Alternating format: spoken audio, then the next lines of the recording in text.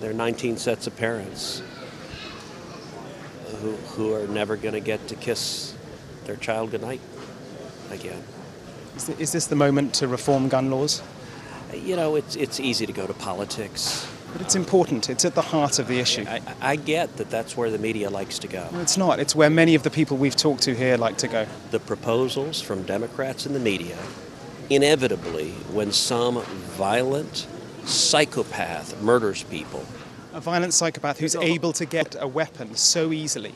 18-year-old with 2 AR-15s. If you want to stop violent crime, the proposals the Democrats have, none of them would have stopped this. But why does this only happen in your country? I really think that's what many people around the world they cannot fathom. Why only in America? Why is this American exceptionalism so awful? You know, I'm sorry you think American exceptionalism is awful. I think this aspect of it.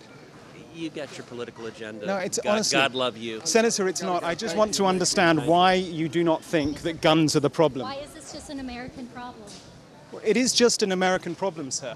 Mr. Cruz, why is America the only country that faces this kind of mass shooting? But you can't answer that. You can't answer that, can you, sir? You can't answer that. Why is this country? Why is it that people come from all over the world to America? Because it's the freest, most prosperous, safest country on earth. It may be the freest. It may be the most popular. Why are our kids dying in school?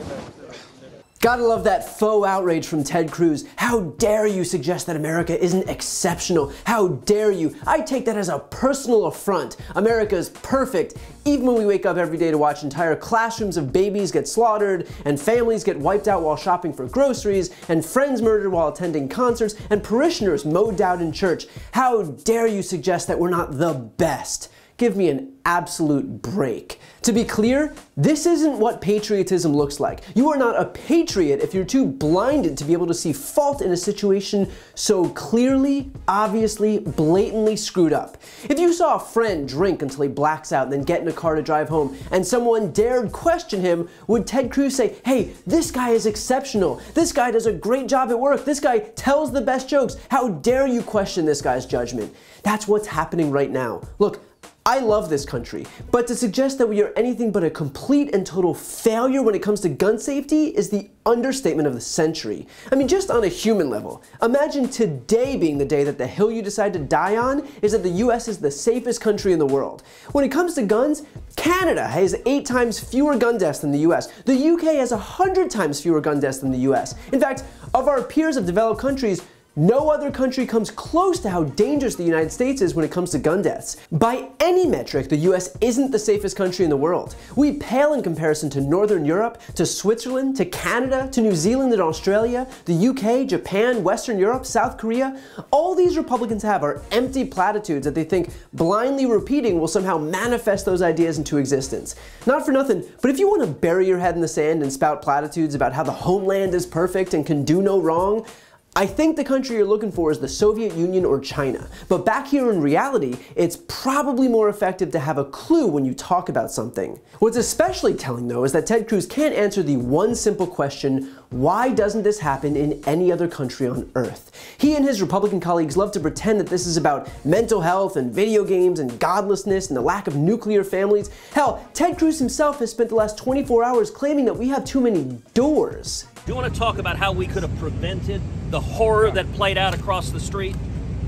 Look, the killer entered here the same way the killer entered in Santa Fe, through a back door, an unlocked back door. I sat down at round tables with the families from Santa Fe. We talked about what we need to do to harden schools, including not having unlocked back doors, including not having unlocked doors to classroom, having one door that goes in and out of the school, having armed police officers at that one door. And one of the things that everyone agreed is don't have all of these unlocked back doors. Have one door into and out of the school, and have that one door armed police officers at that door. If that had happened, if those federal grants had gone to this school, when that psychopath arrived, the armed police officers could have taken him out, and we'd have 19 children and 2 teachers still alive. But you know what? We don't have a monopoly on doors in the world, just like we don't have a monopoly on mental health issues and video games and godlessness. What we have a monopoly on is guns. It's the guns. We have almost half of the world's guns. We have more guns than people. There is a direct correlation with the number of guns and the number of mass shootings. Maybe, instead of worrying about doors, we should worry about the thing that we have that no other nation on earth has, which is weapons of war flooding our streets and leading to the unrelenting slaughter of American citizens. Cruz even says, you know, it's easy to go to politics, as if gun violence isn't political. I've said this before and I will repeat it every day if I have to. Gun violence is political. It has always been political. Republicans literally run touting the ratings from the NRA in their political campaign ads. They take millions upon millions upon millions of dollars from the gun lobby. Ted Cruz himself actually took the most money from the gun lobby during his last re-election campaign of any senator or lawmaker in Congress. And we're supposed to believe that guns aren't political? If guns aren't political, why do Republican politicians literally tout gun support as a top campaign issue? Why do they plaster their NRA endorsements on ads? Why have they legislated away carry permits? It's funny that the only time guns aren't a political issue is right after people actually use them. So Ted Cruz will inevitably do plenty of softball interviews where he puts his solemn voice on to show that he's very, very sad that the thing he's done nothing to stop keeps happening. All of these Republican officials love to parade themselves around offering thoughts and prayers and condolences as if they're the adults in the room, as if they're not the ones who are fighting tooth and nail to prevent a single meaningful action from being taken to actually address this problem. But hey, I guess as long as you sound sad, then that must mean you're doing everything you can, right? So instead of these people who offer nothing but empty words and thoughts and prayers, maybe support the people who are bothering to lift a finger to change the status quo. Because if this is the America that Republicans are fighting like hell to preserve, then they shouldn't be allowed to have an ounce of power.